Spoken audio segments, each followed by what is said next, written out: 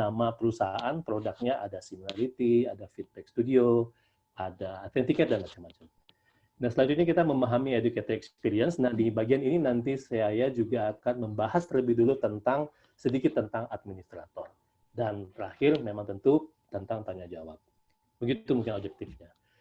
Nah, sedikit histori tentang Tunitin, memang perusahaan yang sudah 20-an tahun berkomitmen untuk menjadi mitra dalam untuk menerapkan standar integritas akademik. Ya, rata-rata top prominent universities yang ada di seluruh dunia sudah menggunakan Tunitin, dan saya mengucapkan welcome to the club kepada IAIN Syekh Nurjati. Cirebon sudah berusaha juga untuk, saya yakin sekali bahwa tujuan kita untuk menggunakan ini lain tidak bukanlah karena budget atau apa semacam, tapi lebih kepada bagaimana kita bisa memastikan integritas akademik ke depannya, dan tentu akan berdampak kepada lulusan kita atau keseluruhan sivitas akademika yang ada di IAIN Syekh Nurjati nanti. Diawali dengan program kita, diawali dengan copy paste untuk mendeteksi ketika orang mengcopy sesuatu sumber, kemudian juga kita bisa mendeteksi adanya kolusi di antara sesama penulis, misalnya mahasiswa saling bertukar, mungkin untuk mata kuliah yang sama, dosennya berbeda, mereka bilang, wah nggak akan ketahuan, ya udah copy aja dari temannya. Atau mungkin karena tugas ini sifatnya berulang-ulang setiap tahun, jadi senior dengan senang hati menyerahkannya kepada juniornya, sehingga tinggal mengganti beberapa hal saja, mungkin nama dan details mungkin. Nah, ini nanti akan bisa juga dideteksi dengan menggunakan produk-produk penelitian. Selanjutnya juga ada research misconduct, ini adalah produk yang lain yang bisa mendeteksi adanya metadata, program suatu karya ini ditulis dari berbagai komputer, berbagai file, dan di situ penulisnya juga berbeda-beda. Juga bisa dideteksi adanya seperti ini. Jadi kita memang lebih sebagai alat pendeteksi, termasuk untuk mendeteksi contract cheating. Misalnya kita dengan meng-hire atau menggunakan jasa ghostwriter, baik berbayar ataupun gratis, ataupun dengan atas dasar kekeluargaan mungkin. Nah, ini juga bisa dideteksi dengan aplikasi kita yang disebut Tunitin Originality, yang di kemudian hari mungkin diperlukan oleh IAIN Syekh Nurjati. Saya tidak akan bahas tentang code plagiarism, ini lebih kepada institusi departemen untuk IT ya, IT ataupun yang menggunakan coding-coding dengan pemrograman. Dan Tunitin baru-baru ini mengupdate tentang spektrum apa saja yang dianggap sebuah plagiarisme gitu ya. Nah, ada banyak di sini.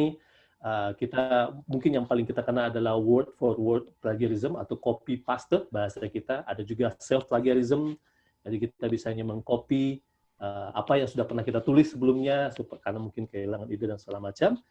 Dan ada paraphrase plagiarism tanpa memberikan atribut yang benar, kita mengambil saja tapi tidak memberikan atribut bahwa sesuatu itu kita copy dari mana. Sebenarnya nggak simple sebenarnya tentang plagiarism ini, bukanlah isu cheating belaka. Dan kita pernah mendengar mungkin ada seorang rektor yang dicabut gelarnya, atau ada seorang profesor yang dicabut gelarnya karena terdampak dengan isu plagiarisme, dan sudah ada buktinya, sehingga ini yang kita ingin hindari, baik untuk diri kita sebagai dosen, atau apalagi untuk generasi kedepannya mahasiswa-mahasiswa kita di IAIN Syekh Nurjati.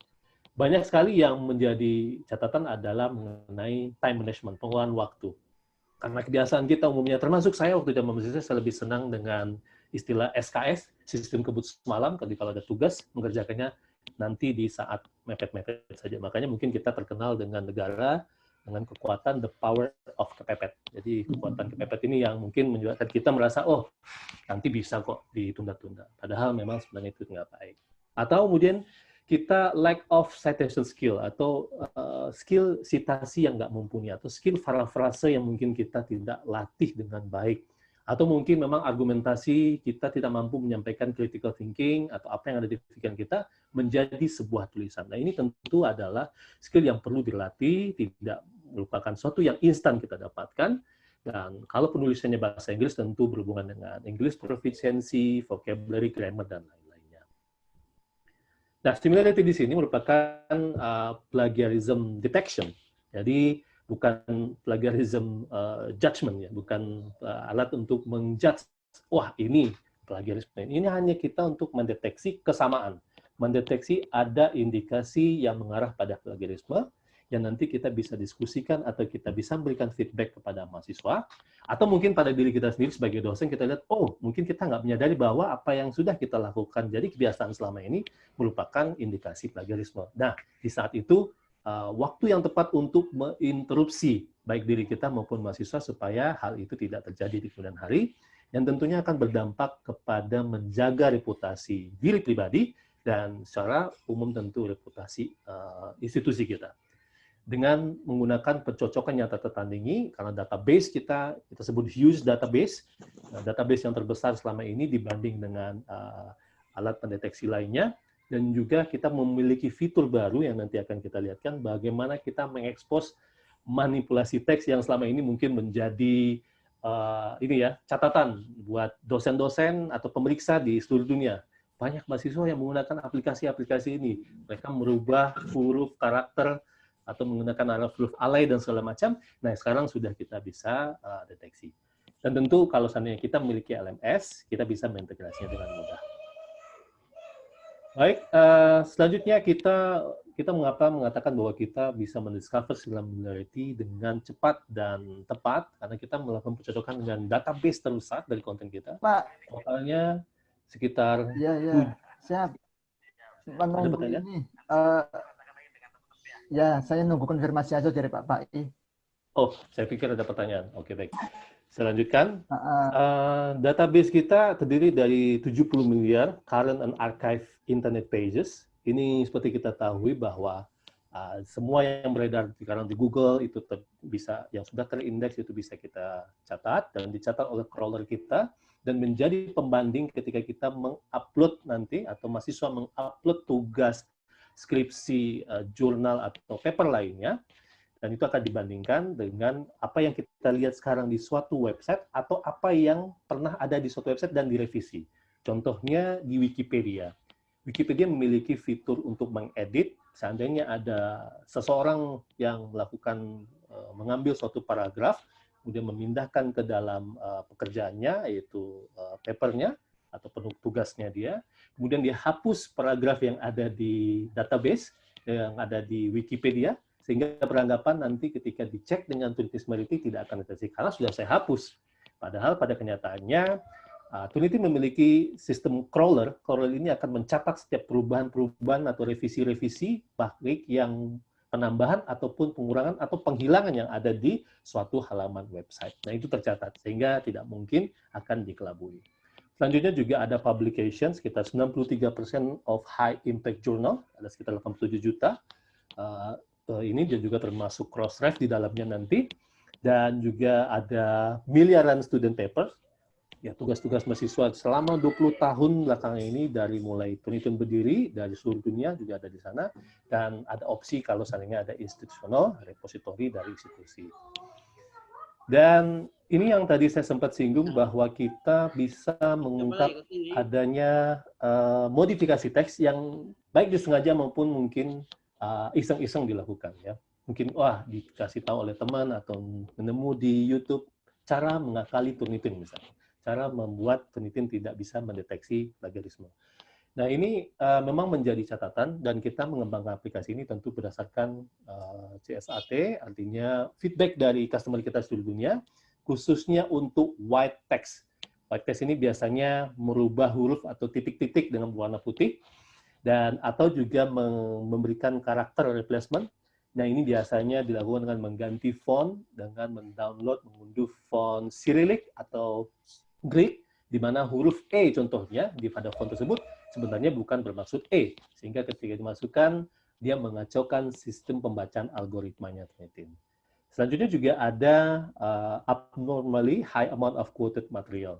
Jadi mungkin saja itu merupakan bukan sebuah quotation, jadi dia berikan quotation, diberikan quote dengan tujuan nanti ketika nanti di-exclude oleh dosen atau pemeriksa untuk quotation-nya, ketika dikeluarkan quotation-nya, sehingga nanti secara signifikan akan menurunkan similarity score-nya, skor kesamaannya nanti. Nah, ini biasanya dilakukan oleh penulis-penulis yang dia tahu bahwa, nanti di institusi saya quotation atau kutipan itu akan dikeluarkan, kemudian bibliografi akan dikeluarkan. Dia tahu seperti itu. Kalau bibliografi dan quotation sebenarnya bukanlah merupakan sebuah quotation sepanjang kita mensitasi atau melengkapkan atribut bahwa ini dimiliki oleh tulisan atau penulis dan dikeluarkan tahun berapa.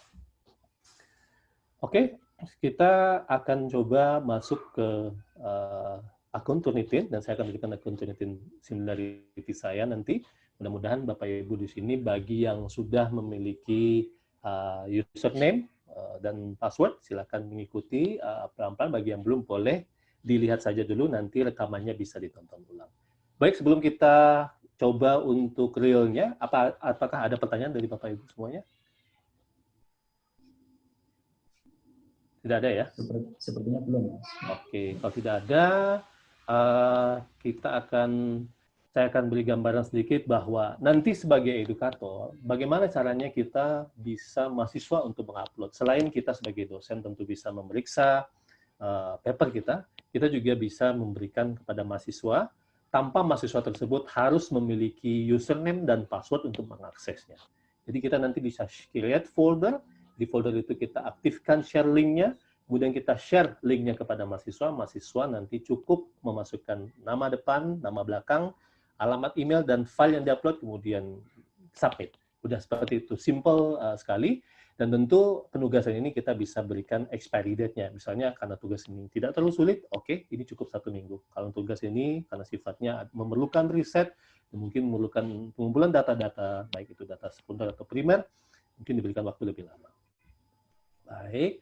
Nah, nanti ketika sudah disubmit oleh mahasiswa, contohnya kita akan melihat tampilannya dan bisa kita sort, dan default-nya kita sort-nya berdasarkan tanggal dimasukkan. Jadi kita bisa melihat nanti urutannya baik bentuknya di dalam folder ataupun di luar folder. Artinya mungkin saja ada file-file yang memang tidak dimiliki oleh folder. Folder di sini adalah sama dengan produk feedback studi sebelumnya disebut dengan assignment atau judul tugas. Contohnya tugas karya ilmiah semester 1 misalnya 2020. Jadi seperti itu. Atau tugas paper ekonomi syariah semester 2 2020. Jadi seperti itu foldernya, pengelolaannya. Nanti kita akan tunjukin untuk detailnya.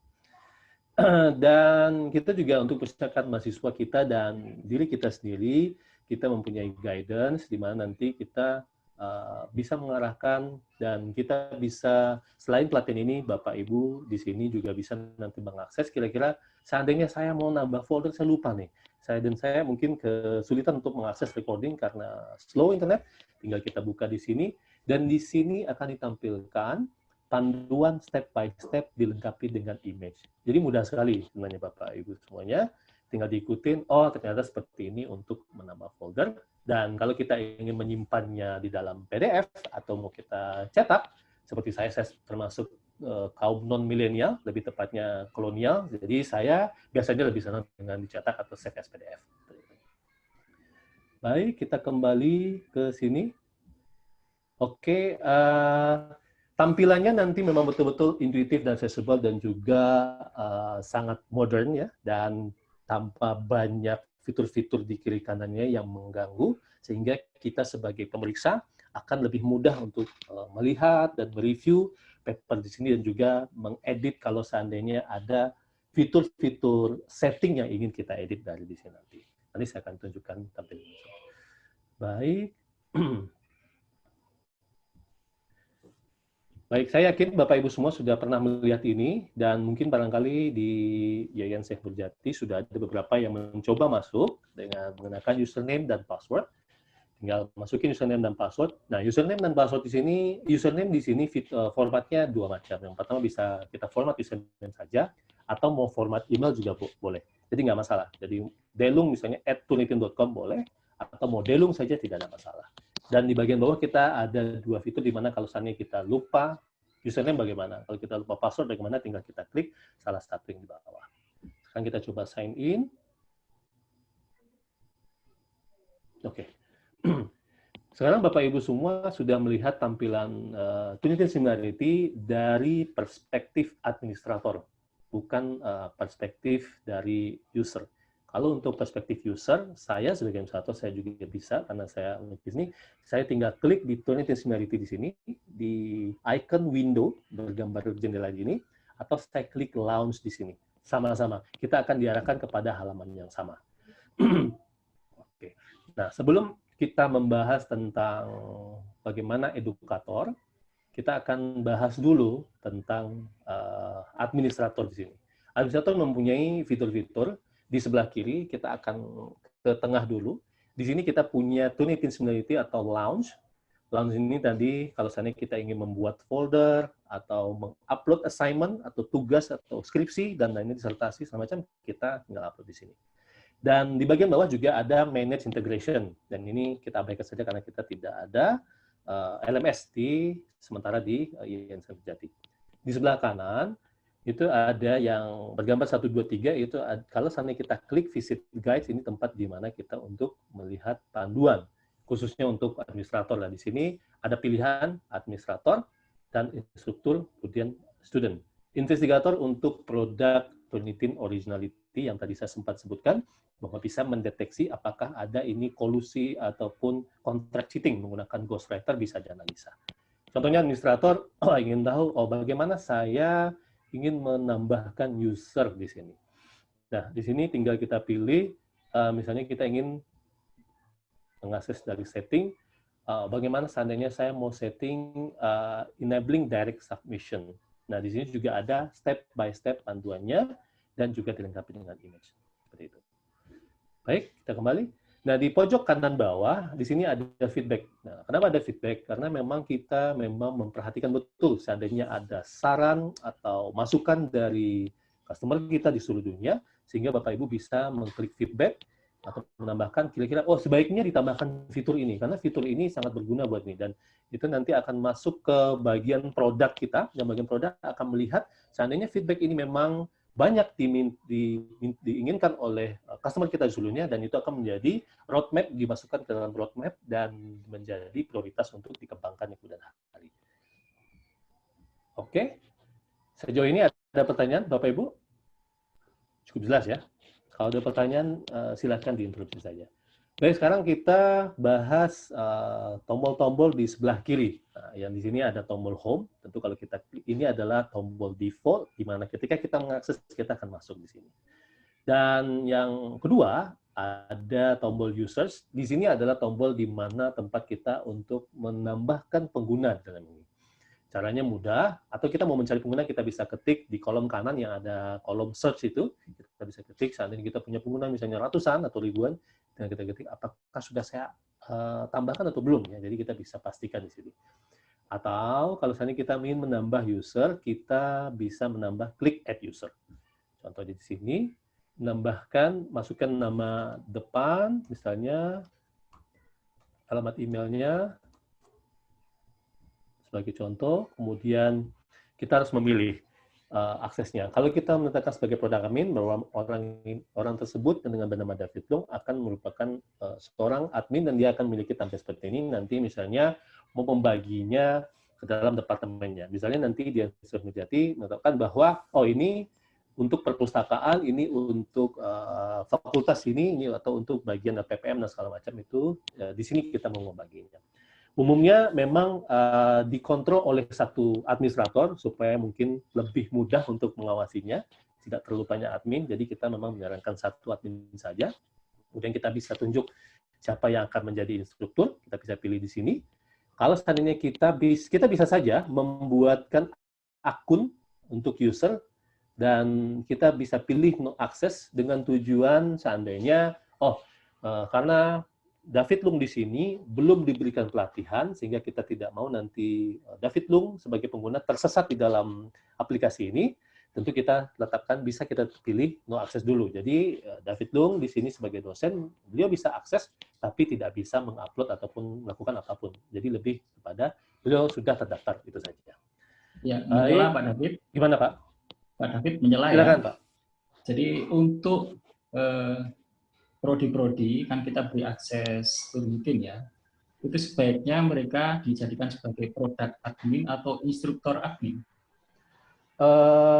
Tergantung Pak. Kalau seandainya untuk lebih, misalnya di dalam satu departemen itu banyak user, misalnya satu departemen atau satu fakultas, satu bagian dari institusi kita banyak per usernya, saya menyarankan bisa dipisahkan dengan menjadikan produk admin, Pak. Tapi kalau seandainya hanya berisi, misalnya masing-masing ada 5 atau 4 user sih nggak ada masalah. Saya pikir diberikan saja akses sebagai instruktur saja, Pak. Sebagai user saja. Jadi kan nanti setiap prodi itu melayani baik bisa melayani karya mahasiswa maupun karya dosen ya. Ya. Jadi apakah dengan dijadikan sebagai produk admin lalu nanti di admin prodi itu bisa membagi lagi, bisa membagi admin gitu ya, membagi user, ya penggunanya. User ya. Bisa Pak, bisa. Kalau berarti sebaiknya dijadikan sebagai produk admin ya sebaiknya. Boleh Pak. Kalau dibagikan sebagai produk admin, nanti di sini kita harus memilih role-nya account manage user, account setting, dan licenses, Pak.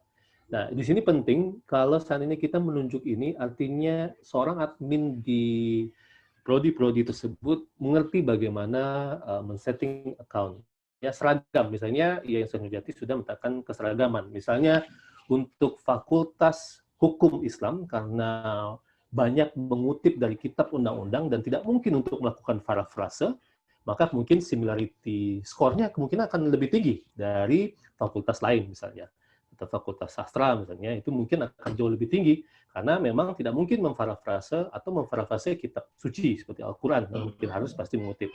Tentu ini nanti akan ditetapkan, oke, kalau prodi ini similarity-nya segini. Nah, kalau seandainya kita memang memiliki similarity, ambang batas similarity score yang berbeda-beda untuk departemen, saya menyarankan kita menetapkan seperti ini, Pak, supaya nanti admin masing-masing prodi leluasa untuk melakukan setting berdasar keputusan yang berada di prodinya. Seperti itu, Pak Budi. Ya, terima kasih, Mas. Sama-sama.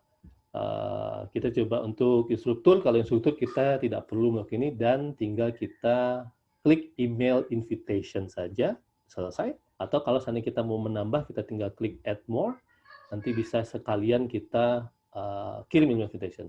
Jadi untuk sementara, kalau kita ingin memasukkan user banyak, kita hanya bisa dengan fitur add more saja, Pak. Add more, jadi kita bisa nambah misalnya 5, tidak bisa seperti di Feedback Studio, kita bisa memasukkan format, import format Excel. Nah, ini kalau di sini belum bisa. Jadi kita cuman lebih mudah karena dengan kita bisa klik add more di satu halaman. Seperti itu. Baik, itu tentang penambahan user. Dan nanti sebagai admin kita di kolom sebelah kanan, kita bisa melihat, oh ternyata ada 11 pending invitation. Kenapa ya? Ada apa ini? Dan di sini kemungkinan besar masuk ke folder spam atau junk. Kalau seandainya dilihat, wah ternyata tidak ada, berarti mungkin saja kita salah mengetikkan alamat emailnya dan kita bisa mengeditnya di kemudian hari untuk nama tersebut. Misalnya, oh ternyata emailnya PAM2 ternyata. Kita waktu memasukkannya kurang mengatakan. Jadi kita bisa edit untuk ininya. Sehingga kita bisa tahu bahwa atau seandainya, oh belum terkirim dan kita sudah cek semuanya sudah benar, tinggal kita klik resend invite. Artinya akan sampai, akan dikirimkan kembali email, mungkin email yang pertama, mungkin nyangkut dan tidak bisa dimasukkan. Baik, itu untuk add users, dan saya pikir cukup mudah untuk dipahami, dan banyak feedback dari customer kita mengatakan bahwa membuka Turnitin Similarity ini seperti membuka Windows Explorer, jadi mudah ya, jadi nggak sulit, dan volume sebelah kiri. Dan selanjutnya setting. Nah ini salah satu yang paling penting. Kita punya 2 tab di sini, ada tab General dan ada tab Turnitin Similarity Web. Tab General hanya untuk bahasanya saja, dan sayangnya belum ada bahasa Indonesia, tapi nggak ada masalah karena bahasa Inggris di sini masih mudah dipahami. Nah, selanjutnya kita ke Turnitin Similarity Web. Oke, di sini kita menetapkan setting-setting untuk bagaimana nanti proses pencarian, repository, indeks, pengindekskan atau dalam artinya kita mau menetapkan standar repository atau no repository, atau juga source text visibility dan lain-lainnya.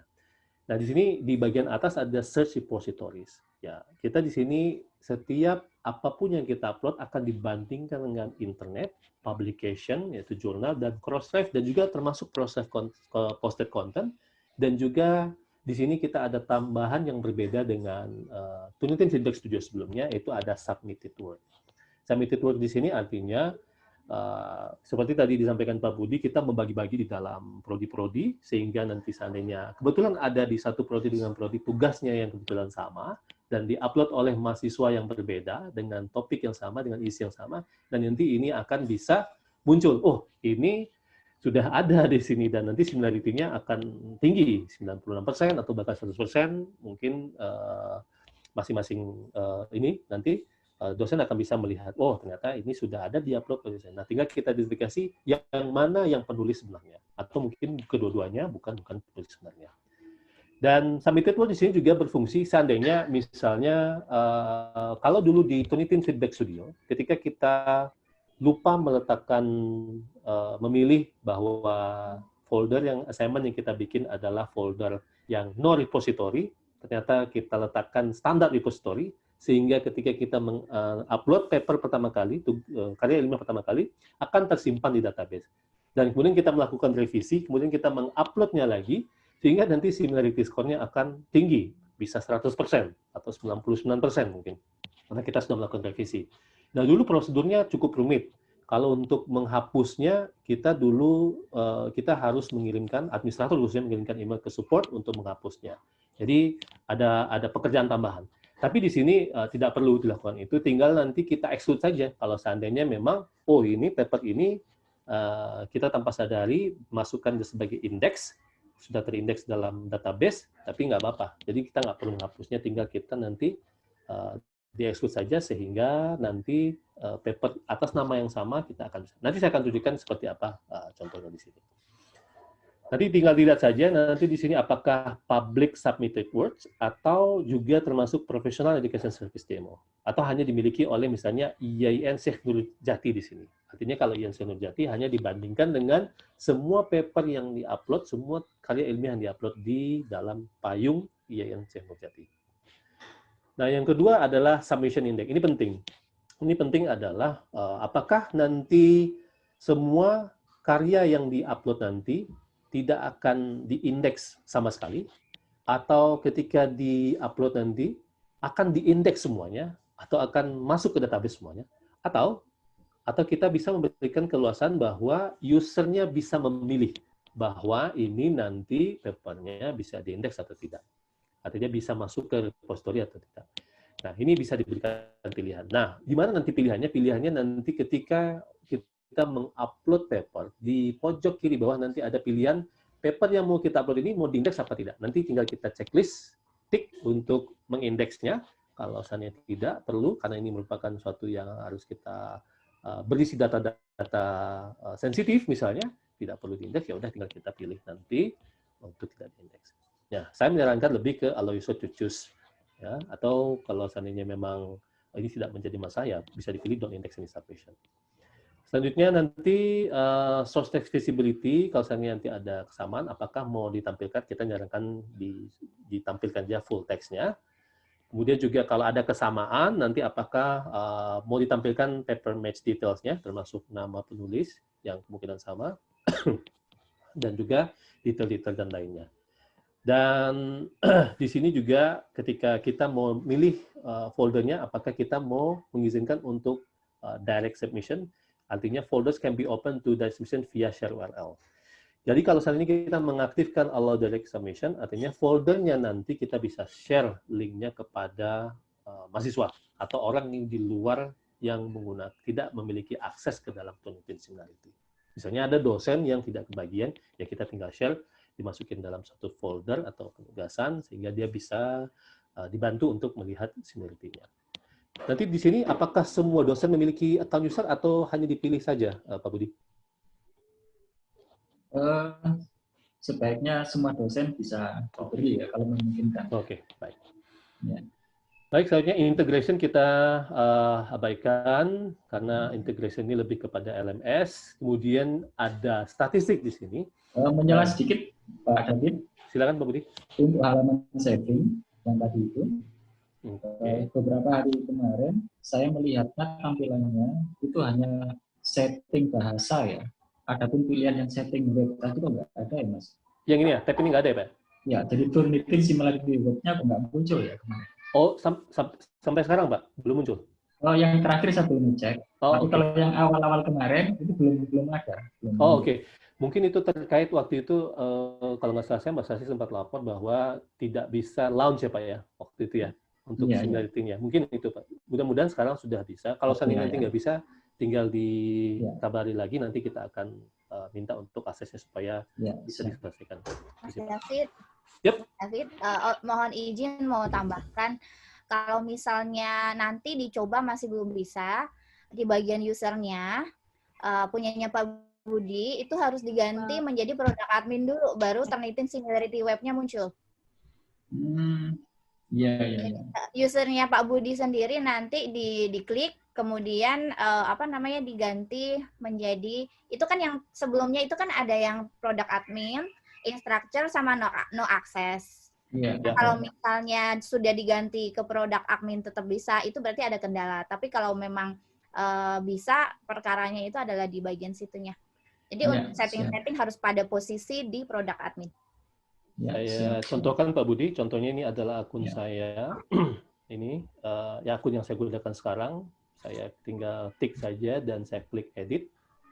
Dan saya harus pastikan di sini bahwa akun saya sudah tepat di produk admin dan juga mengaktifkan role-nya ini, Pak.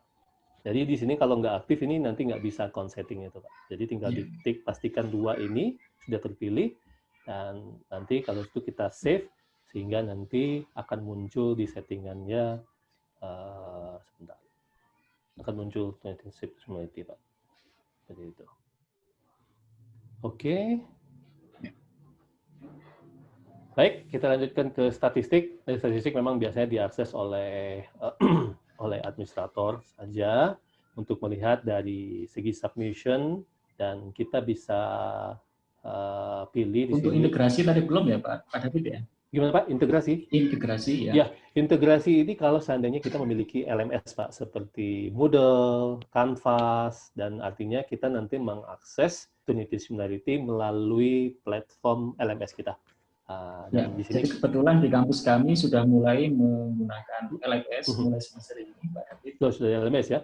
Baik, nanti kemudian hari kalau seandainya memang mau diintegrasi, silakan. Jadi kalau seandainya sudah, biasanya begini Pak, kalau seandainya pengguna, biasanya kenapa satu institusi menggunakan pakai LMS, biasanya kalau seandainya semua user, baik dosen atau pengguna mahasiswa di suatu institusi, sudah menjadi native user, Pak. Artinya sudah terbiasa. Contohnya kita punya nih beberapa customer kita, institusi baik institusi pendidikan tinggi, sekolah, karena mereka masih baru-baru, sehingga mereka lebih memilih mengakses Turnitinnya melalui direct saja, seperti sekarang ini, Pak.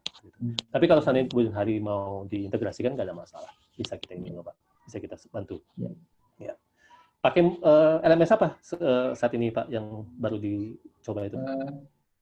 Saya lupa ya persisnya. Iya. Pakai Moodle, Pak. Oh, pakai Moodle ya? Oke. Moodle bisa, Pak. Ini ada contohnya, ada Moodle. Moodle bisa yang mungkin yang belum bisa kita support adalah Google Classroom ya. Kalau yang lain-lain sih sudah bisa, baik termasuk juga LMS yang memang dibangun sendiri oleh institusi. Ada institusi yang memang, kita bikin sendiri, kita punya tim IT sendiri, punya tim developer sendiri, kita bangun sendiri. Itu juga bisa. Baik, saya kembali ke statistik, kita bisa pilih data source-nya di sini, dan sini tentu pilihannya hanya, karena license kita hanya Turnitin Similarity, tidak ada license yang lain untuk produknya.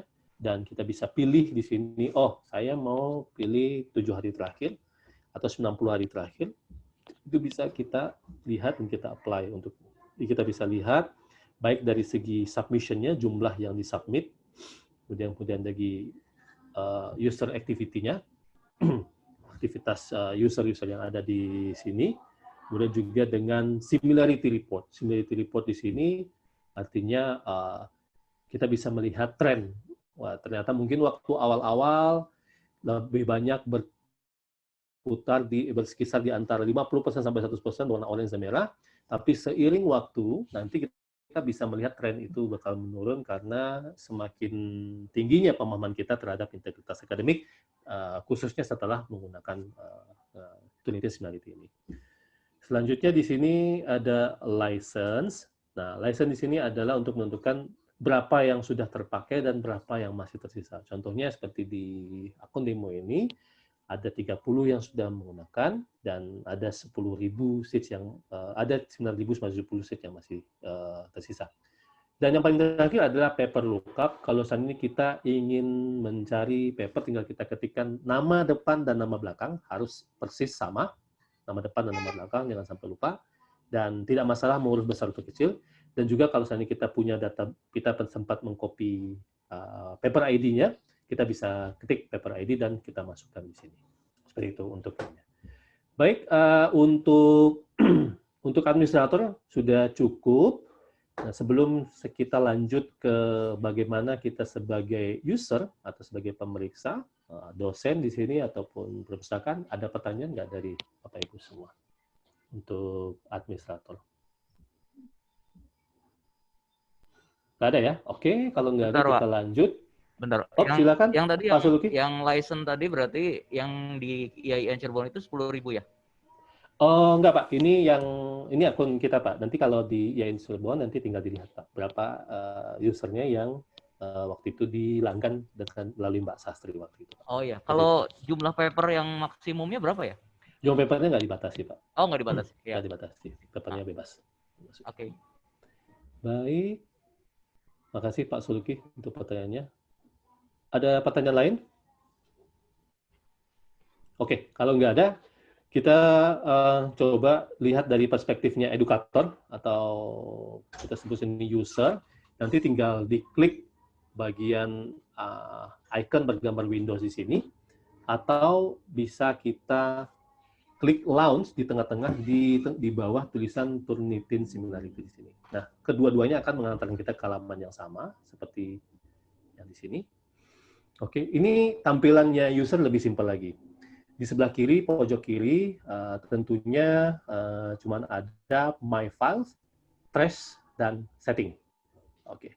Dan juga di bagian bawah juga tentunya kalau kita mau mengedit profil kita, mau contohnya seperti ini, saya pilih dulu ke bagian yang paling mudah, paling simpel. Kita mau edit, oh ternyata namanya harus ditambah nih, Muhammad David Lung misalnya, Muhammad David dan Lung bisa. Itu bisa kita lakukan di sini. Oke.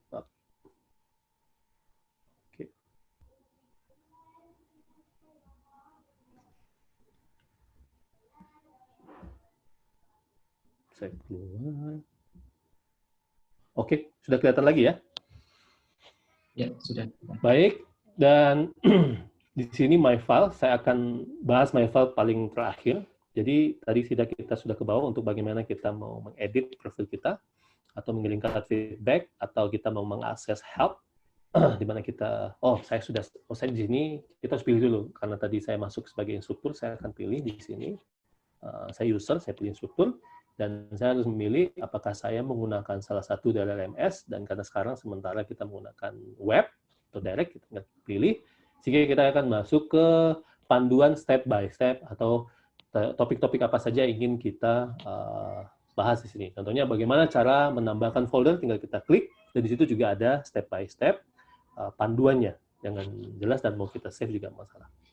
Oke. Selanjutnya setting. Setting di sini lebih kepada men-settingan untuk folder assignment-nya nanti. Ya, di sini saya menyarankan memang untuk tidak mengeksut apapun di depan, karena nanti ketika kita melakukan similarity checking, kita bisa mengeksutnya di belakang. Jadi kita tidak usah mengeksutnya di sini, walaupun kita ada punya pilihan di sini, kecuali memang sudah ditetapkan bahwa semua bibliografi, apapun bibliografi yang ada di sini harus di-execute di depan, jadi nggak masalah. Jadi memang itu keputusan dari institusi, tinggal kita save saja. Tapi kalau enggak, di sini kita tahu, setidaknya kita tahu bahwa kita ada tempat untuk men-setting. Oke, itu bagian setting, simple, tidak terlalu jelimet seperti yang ada di administrator. Bertanya misalnya boleh. mengecualikan daftar pustaka, Pak ya, bibliografi ya. Oke, Pak. Jadi sudah saya kecualikan, tapi terus kemudian saya lihat masih di blok ya. Itu apa karena judulnya berbunyi daftar pustaka ya, bukan referensi, bukan referen. Iya Pak, jadi memang kita ada panduan Pak untuk bibliografi dan quotes.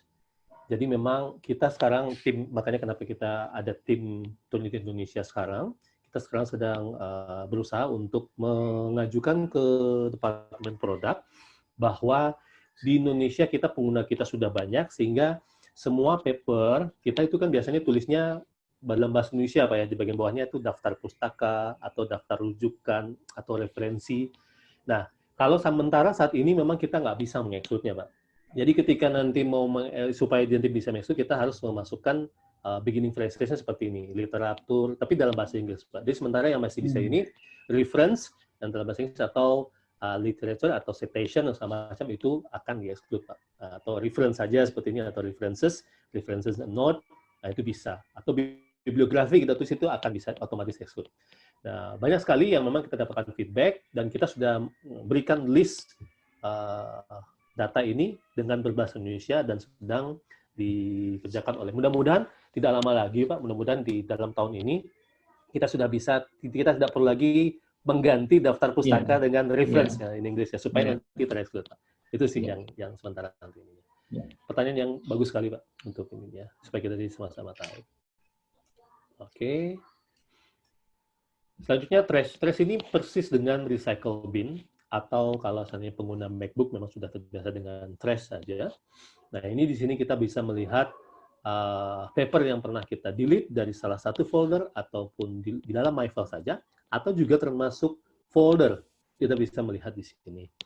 Saya tidak menyarankan untuk meng-empty trash di sini, karena di sini ada tulisan di kolom atas, empty trash, karena suatu saat kemungkinan rata-rata kenapa diadakan di sini, mungkin di suatu saat nanti kita memerlukan paper ini sebagai pembanding. Contohnya, kalau misalnya kita udah hapus paper ini, tapi ternyata kemudian hari, 3 bulan atau 6 bulan setahun kemudian, ada mahasiswa yang mengupload paper yang sama, sehingga ketika kita nanti, rasanya ini paper, dan di sini ditunjukkan oleh similarity-nya sama, tapi kok nggak bisa diakses ya? Nah, itu karena di sininya sudah di-empty. Jadi saya nggak menyarankan di-empty. Kalau memang betul-betul perlu di-empty, ya nggak masalah. Seperti itu. Khususnya kalau file ini dimiliki oleh folder yang kita setting sebagai pembanding. Saya akan tunjukkan nanti untuk efeknya nanti. Baik, ini untuk trash. Nah, sekarang kita ke My Files.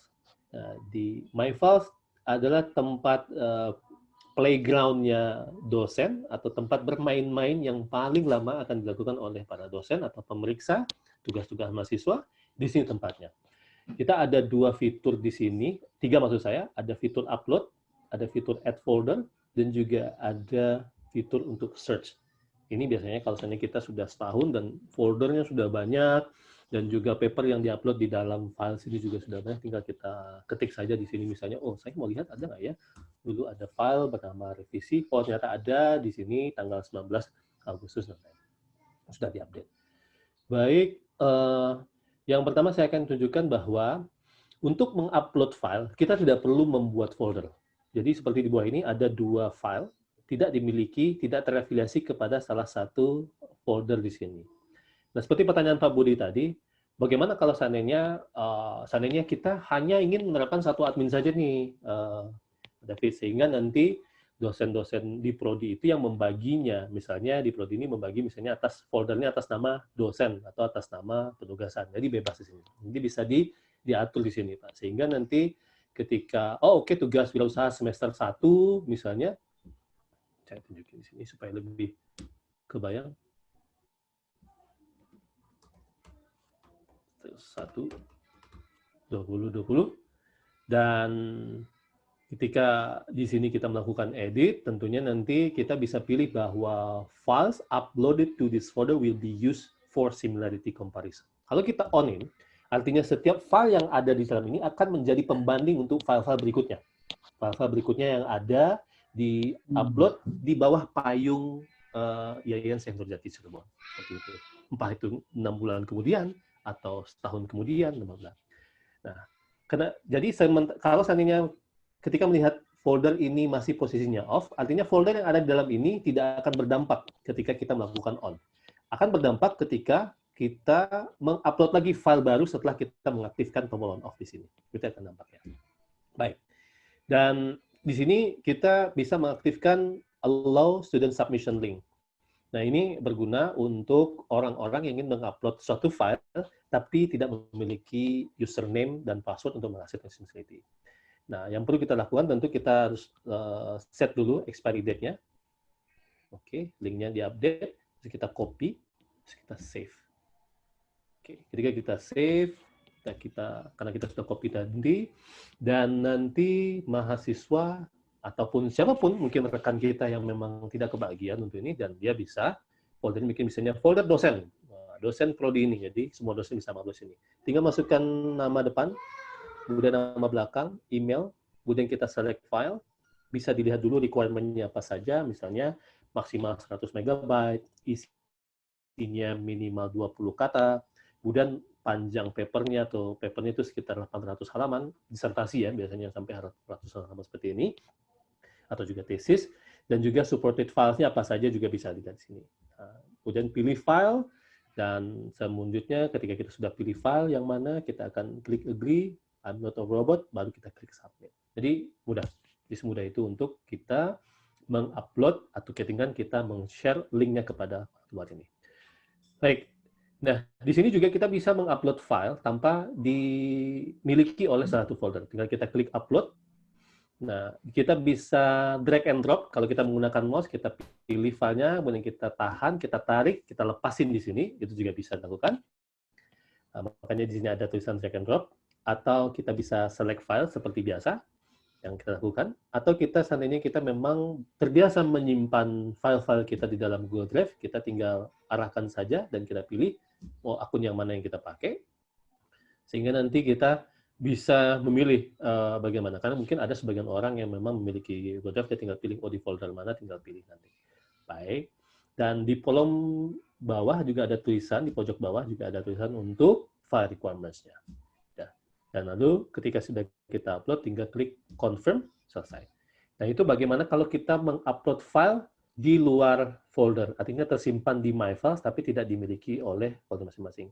Oh, seandainya file tersebut memang dimiliki oleh salah satu folder, tinggal kita tik saja di sebelah kiri, kemudian kita pilih move, lalu kita mau pilih ke folder mana yang kita mau. Oh mungkin ini dimiliki oleh folder test, atau misalnya ya folder test. Kita klik move, sehingga paper tadi masuk ke folder test. Seperti itu. Atau kita ingin keluarkan, oh ini bukan, kita pindahkan lagi ke My Files. Oke, kita kembalikan, selesai. Nah ini untuk manajemen folder kita, khususnya upload kita, untuk kalau misalnya kita mau menguploadnya di luar folder. Nah, sekarang selanjutnya kita add folder. Add folder, di sini ada icon sini tulisannya kelihatan jelas, tinggal kita pilih. Contohnya folder kita misalnya kita tulis ekonomi syariah yang 2020. Nah, lalu di sini akan muncul files upload to this folder will be used for similarity comparison. Nah, ini tergantung nanti bahwa filenya akan dibandingkan dengan file-file lainnya yang ada. Mungkin dosen lain pun punya kelas yang sama juga, ekonomi syariah semester 2, tapi di dosen lain supaya nanti bisa saling membandingkan dan untuk menghindari kolusi di antara mahasiswa untuk bertukar paper, bertukar karya. Tapi untuk sementara kita bisa klik, kita tidak apa-apakan, kita klik add saja. Nah, setelah itu baru kita bisa melakukan edit di sini. Dengan mentik, kita klik edit, lalu baru kita bisa pilih, oh ya ini kelas ini memang akan saya bandingkan dengan similarity comparison-nya dengan yang lain, dan juga saya mau share ini karena ini akan di-share ke mahasiswa, teman-teman mahasiswa. Nah, share link-nya tidak akan muncul sampai kita memilih expiry-nya, link expiry. Misalnya kita mau bikin expiry-nya sampai tanggal 25 September, baru nanti akan muncul link-nya. Nah, supaya link-nya bekerja, kita klik copy, lalu harus kita klik save. Nah, ada beberapa kejadian, dosennya lupa mengklik save, sehingga dia klik cancel saja, dan kemudian dia share, dan nanti makanya ini akan menjadi tampilnya menjadi error, karena tidak di-save terlebih dahulu.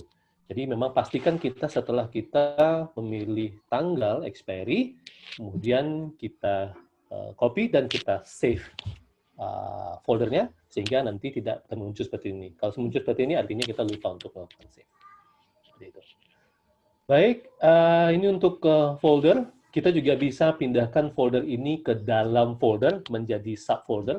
Contohnya, saya memindahkan ke dalam tes, otomatis sudah masuk ke dalam folder tes. Terus saya kembalikan lagi ke my files. Oke. Ya, ini prinsipnya mirip ya dengan kita biasanya pengguna Windows, operating system Windows mirip sekali. Jadi saya pikir ini merupakan bukan suatu yang masalah. Baik, selanjutnya saya akan masuk ke sini. Oke. Di dalam folder kita bisa mengupload file juga dan juga kita bisa search di sini seperti yang tadi kita tunjukkan, sama saja. Untuk upload filenya juga sama. Kita bisa melakukan drag and drop. Kita tarik filenya, tahan, tarik, kemudian dilepaskan sini bisa memilih file ataupun kita mengintegrasikannya dengan Google Drive kita juga bisa. Oke, sebelum kita masuk ke pembahasan similarity checking, ada pertanyaan nggak Bapak Ibu semuanya? Oke, aman ya? Nggak ada pertanyaan ya? Baik, oke. Baik, saya sebelum masuk ke paper yang pertama, saya cuma punya 2 paper di sini. Yang satu paper di sini ada dilihatkan, wah 11%, yang satu 100%. Nah, saya pertama, saya akan buka paper ini.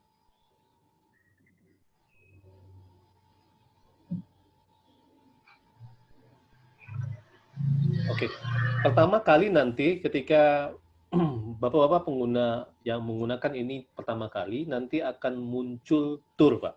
Kayak seperti kita baru menggunakan Windows, nanti Windows akan memberikan kita pilihan mau ngikutin tournya nggak untuk mengetahui fitur-fitur apa aja nih. Biasanya ini tour untuk pengguna baru. Nah, karena ini Turnitin Similarity adalah produk barunya Turnitin, dan mungkin Bapak Ibu di sini pernah berpengalaman dengan produk sebelumnya, Turnitin Feedback Studio, dan agak sedikit berbeda, nanti akan diberikan. Oke, let's go, kita pilih. Dia akan tentukan, oke, di sini ada fitur baru, flag, bendera, di sini fitur untuk melihat suatu yang strange, suatu yang aneh. Nah, flag ini akan nanti memberikan bendera merah nih. Wah, dikibarkan bendera bahwa, oh, ada sesuatu yang suspicious atau mencurigakan. Selanjutnya juga kita bisa melihat view flag tag-nya dengan mengklik hidden text ini, nanti akan muncul di bagian mana saja yang diidentifikasi sebagai karakter-karakter mencurigakan atau tanda-tanda petik yang mencurigakan. Nah, di sini kita untuk mengakses similarity percentage dari mulai yang paling tinggi dan yang kemudian diikuti dengan yang paling rendah. Selanjutnya, view matching text bisa kita dengan mengklik ya angka tersebut, lalu kita akan bisa melihat side by side di kiri dan di kanan, dan juga ada pilihan top matching source list-nya, pilihannya seperti biasa, dan juga ada additional source information di sini. Ada tambahan informasi, kita bisa membandingkan teksnya di kiri dan di kanan, jadi tanpa harus menimpa yang file di tengah seperti sebelumnya. Dan juga kita bisa merubah switch source-nya dari all sources ataupun sources and review. Kalau all sources tentunya akan ditampilkan sumber-sumber yang overlap. Jadi kalau ada sumber lain yang mengcopy sumber asli juga akan ditampilkan di situ.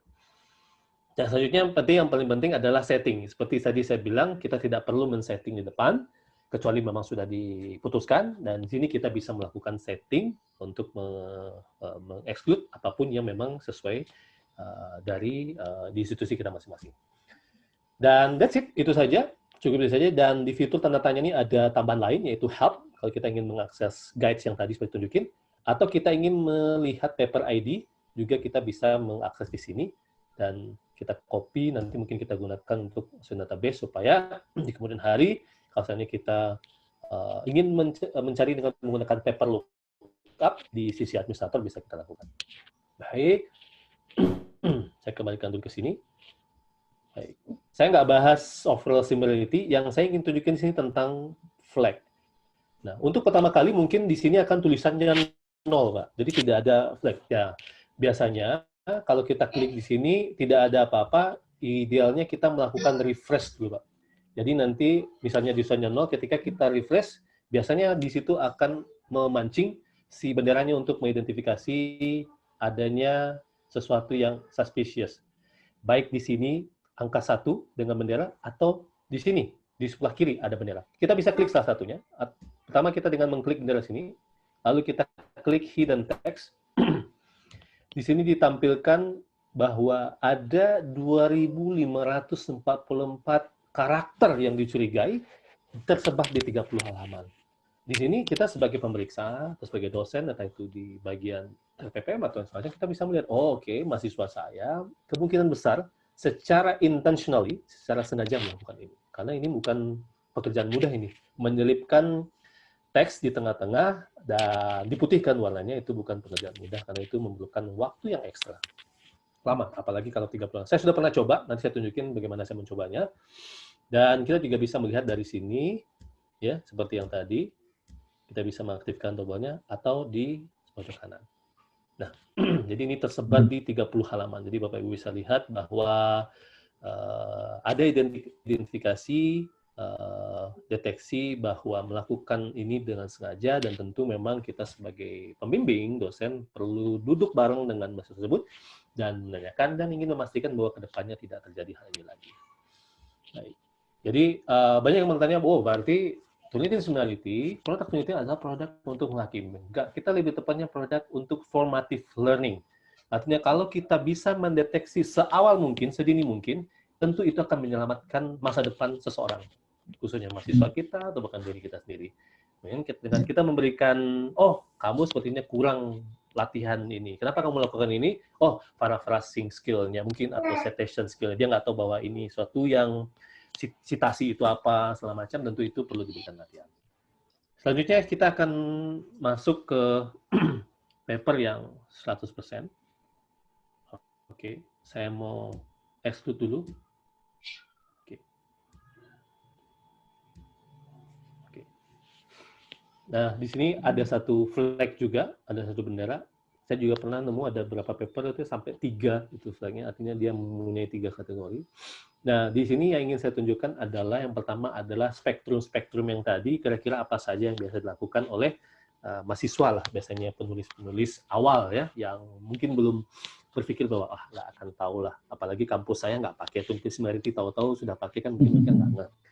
Nah, yang pertama tentu copy paste. Copy paste seperti ini, saya mengcopy paste.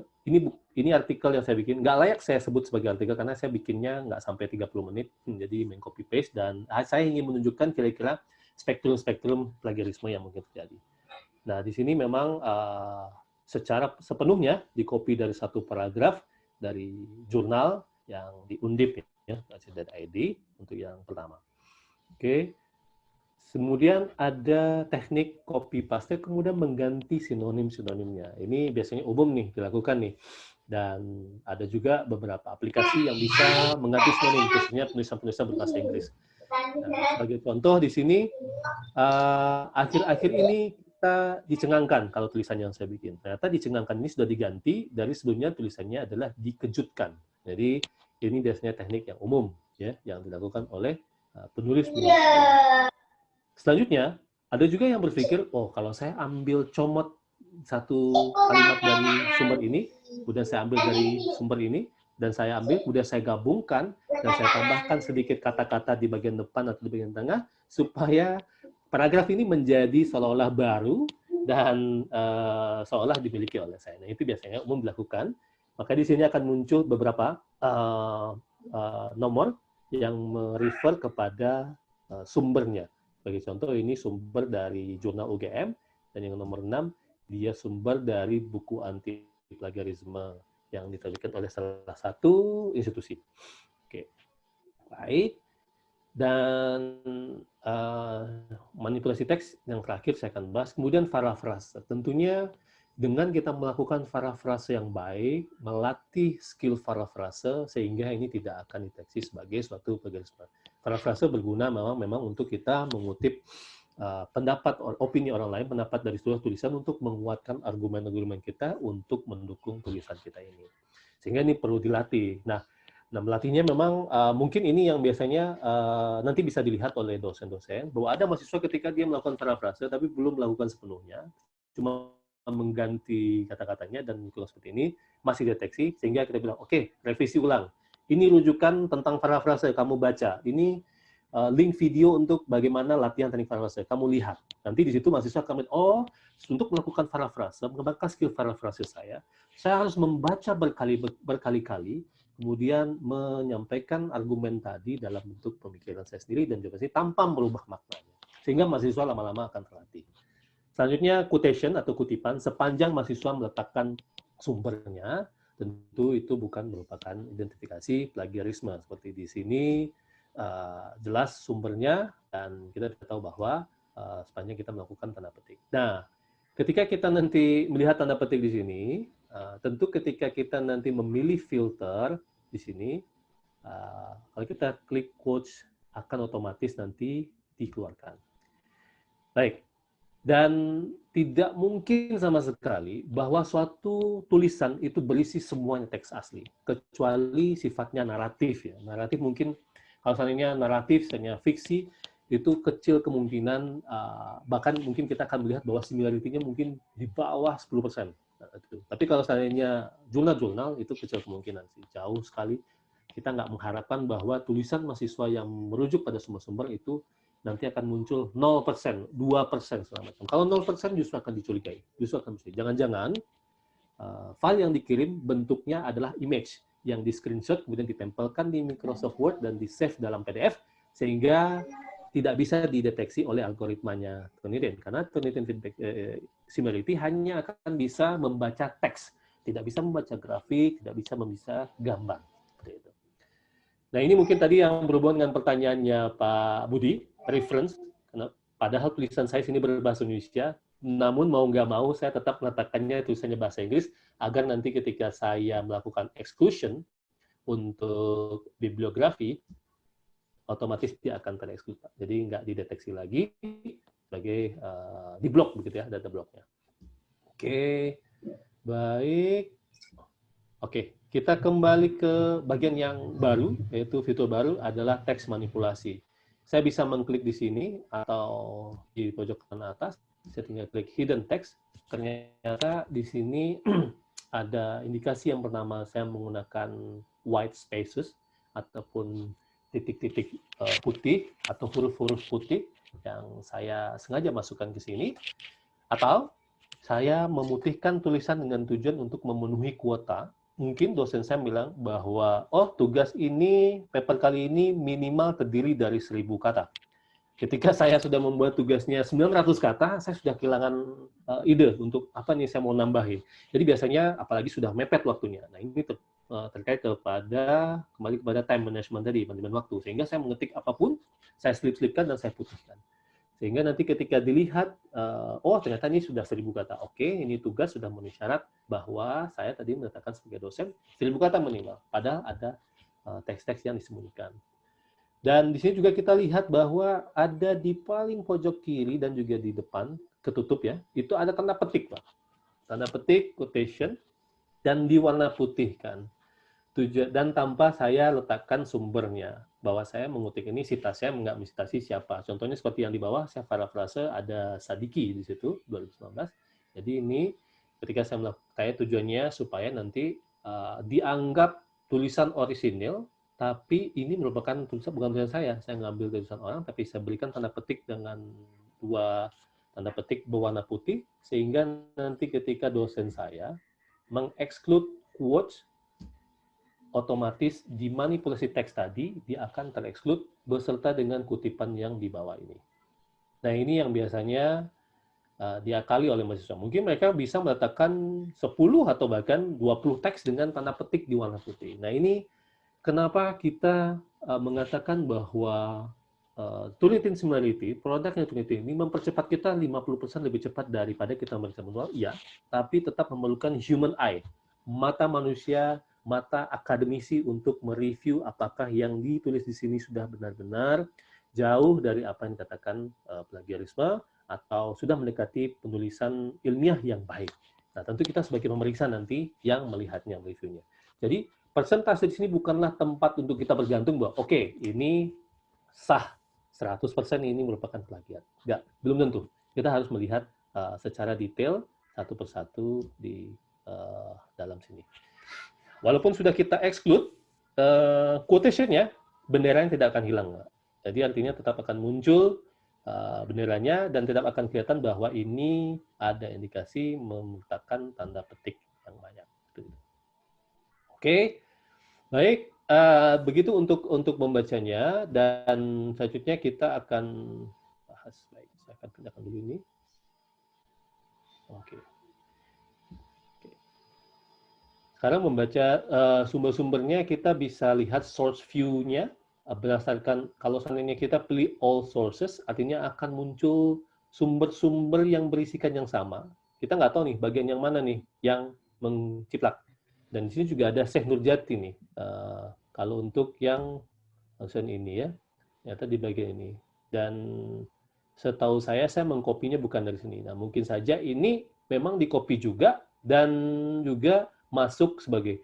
Nah, kalau seandainya memang kita lihat, oh oke, ini adalah tulisan saya dan memang tidak merupakan bukan sebuah plagiarisme. Memang ini aslinya karya saya yang saya tampilkan di Syekh Nurjati.id.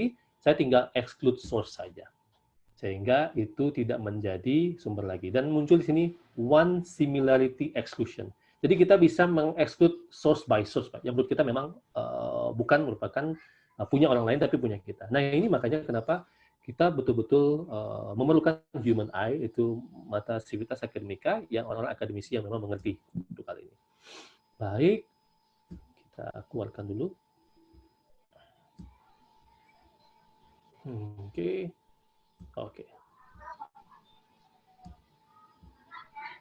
Ada pertanyaan lain?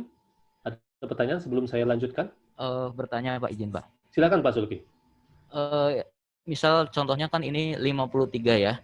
Ya. Nah, kemudian kita kembalikan ke usernya.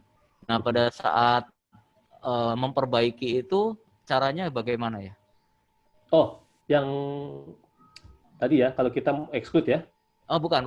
Maksudnya ini misalkan papernya namanya plagiat, kenapa harus dicegah? Nah, Ya. kemudian ini terindikasi 53. Nah, kemudian kita kembalikan ke usernya untuk diperbaiki. Ya.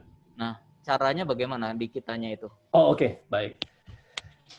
Caranya tentu kita akan, yang paling baik memang kita bertemu langsung. Tapi di zaman pandemi kita tidak mungkin kita bisa. Oh, bukan. Kita udah beritahu ke usernya, kemudian usernya kembalikan lagi ke kita. Untuk pengecekan lagi itu kita upload ulang atau seperti tinggal apa? Tinggal di resubmit. Bisa di-submit ulang, Pak. Nanti ya, nggak bentrok dengan yang paper sebelumnya? Ya, sepanjang tadi kita meletakkan foldernya tidak sebagai pembanding, Pak. Itu nggak ada masalah. Ya, kalau dan juga nanti jangan lupa ketika kita upload paper nanti akan muncul di konon bawah, nanti saya tunjukkan setelah ini bahwa kita memilih ini mau diindeks atau tidak. Kalau nanti seandainya penulis waktu pertama kali sebelum direvisi dia memilih indeks, otomatis nanti akan muncul, Pak.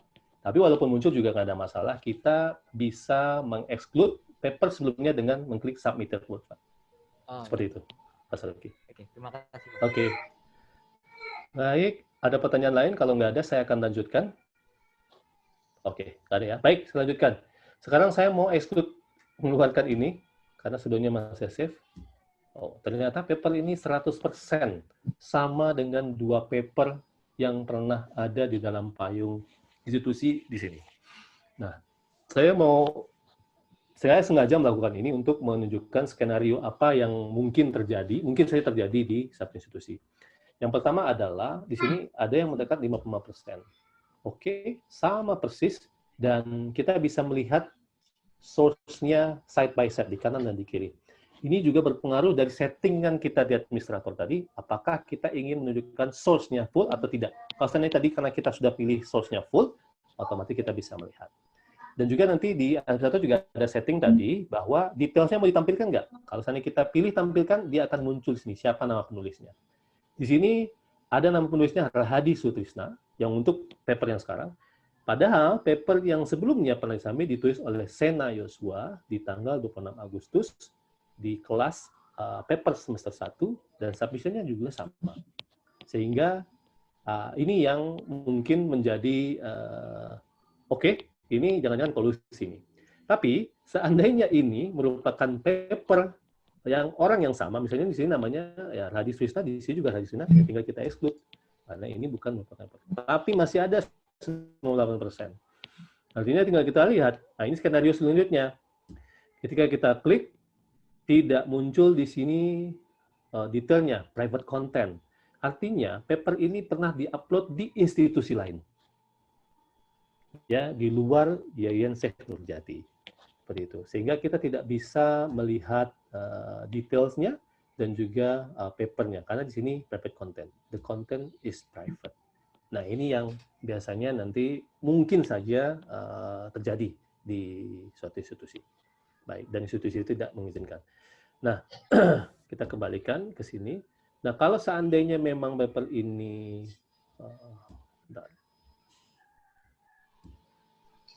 paper ini dimiliki oleh orang yang sama, seperti pertanyaan Pak Saluki tadi, ketika di-upload pertama kali, ketika setelah direvisi, lupa yang pertama itu ternyata sudah diindeks atau tersimpan di folder yang dijadikan pembanding. Ya udah, tinggal kita klik submitted. Selesai. Tanpa kita harus meminta menghapus papernya kepada support, yang biasa dilakukan biasanya di Product Unity Feedback Studio sebelumnya. Karena di Product Unity Feedback Studio tidak ada fitur untuk meng-exclude paper yang sudah pernah di-submit dan masuk ke dalam database. Seperti itu. Baik, ada pertanyaan untuk exclusion, untuk filter? Cukup jelas ya Pak ya? Baik, kalau saya tidak ada, di sini kita memang ada fitur lain yang mungkin yang nggak kalah penting ya untuk itu kita misalnya mau melihat lebih jelas, kita bisa atur di sini untuk zoom in zoom out-nya. Dan yang terakhir ada di pojok kiri bawah ada gambar printer. Di sini tempat kita untuk melihat print preview sebelum kita mengirim. Tadi misalnya Pak Saluki tadi dia melihat bahwa mahasiswanya melakukan seperti ini, terus Pak Saluki akan print preview dan mengirim kepada mahasiswanya, sehingga mahasiswanya tahu, oh oke, yang ini bagian-bagian ini perlu kamu perbaiki, mahasiswanya perbaiki, kemudian mengirim ulang dan untuk di-resubmit, disubmit ulang. Seperti itu. Baik, di sini dimunculkan laporan persentase kesamaannya, juga dengan detail tanggal berapa disubmit, jumlah kata dan karakter, juga sumbernya, overall sumberitinya dari yang tertinggi sampai yang paling rendah. Kemudian juga di sini juga ada keterangan bagian mana saja yang di-exclude dari setting. Ternyata di sini yang di-exclude search repositories, dan mungkin nanti disebutkan bahwa, oh ini memang paper sebelumnya yang secara tidak sengaja terindeks. Gitu. Dan nanti akan mahasiswanya akan menerima juga tampilan seperti ini, ada blok-blok untuk bagian mana yang dideteksi sama similarity. Seperti itu. Lalu kita tinggal klik print, dan kita bisa memilih save as PDF, kita share lewat email, WhatsApp, atau mau kita cetak dalam bentuk hard copy juga masalah. Oke. Ada pertanyaan Bapak Ibu semuanya? Nggak ada ya? Kalau nggak ada, saya terakhir akan tunjukkan di bagian mana biasanya terjadi untuk pengen saya akan mengambil file di sini.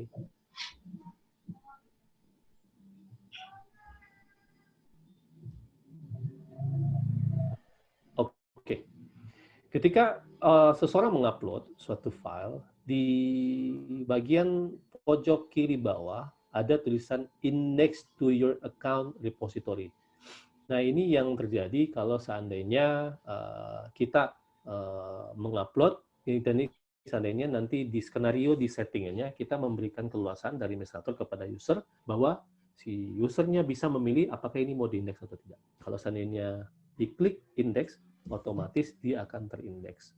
Nah, untuk detail-detail bagaimana untuk mengindeks segala macam, saya punya linknya, nanti saya akan kirimkan beserta, dan saya akan kirimkan email follow-up setelah training ini kepada Pak Budi tentunya sebagai administrator, dan nanti bisa di-share ke teman-teman lengkap dengan link-link apa saja ataupun file-file pendukung apa saja yang mungkin bisa digunakan di Yayan Syekh Nurjati Cirebon. Seperti itu. Baik, saya pikir sudah selesai untuk pelatihan kita kali ini, dan saya akan coba kembali ke sini. Oke. Nah, di sini kita punya sistem status, juga support center, dan saya juga akan kirimkan nanti beserta email follow up nanti. Nanti di sini bisa, di support center ini merupakan ini ya, self guide. Jadi Bapak Ibu bisa mengetik kata kunci, misalnya interpret similarity Score. Oke. Misalnya, wah saya pengen tahu nih ada nggak di sini non-issues yang tentang bagaimana menginterpretasi seasonality. Ada banyak di sini, dan tentu kita punya pilihan di pojok kiri. Karena produk kita seasonality, kita bisa sorting berdasarkan yang berhubungan sama seasonality. Jadi tinggal kita klik saja dan nanti akan dibawa ke suatu kolom di mana ternyata ini loh artinya warna-warna tadi, kemudian seasonality skenario. Pewarnaan di sini memang lebih kepada pewarnaan untuk membedakan saja. Tidak ada bahwa merah berarti 100% kita anggap sebagai plagiarisme. 0% berarti ini bebas, belum tentu. Jangan-jangan seperti saya sampaikan tadi, filenya sudah dirubah menjadi image, jadi sehingga tidak akan bisa dibaca. Seperti itu. Baik, dan selanjutnya juga ada, ini lebih kepada administrator. Di sini nanti di-subscribe saja Pak untuk update. Boleh follow Twitter kita juga untuk melihat seandainya di kemudian hari ada maintenance, nanti di sini akan disampaikan. Nanti untuk kita monitor di sini. Nanti akan lihat, tanggal sekian ada maintenance. Ada rencana maintenance ini di tanggal contohnya 10 Oktober 2020, jam 10 malam sampai jam 1. Jadi nanti jangan kaget kalau misalnya ada pengguna, saya nggak bisa akses nih, ada down ya memang sedang dilakukan maintenance. Nah ini biasanya informasi nanti yang akan kita tampilkan juga, kita berikan nanti ketika MRP up. Oke, saya pikir cukup itu saja.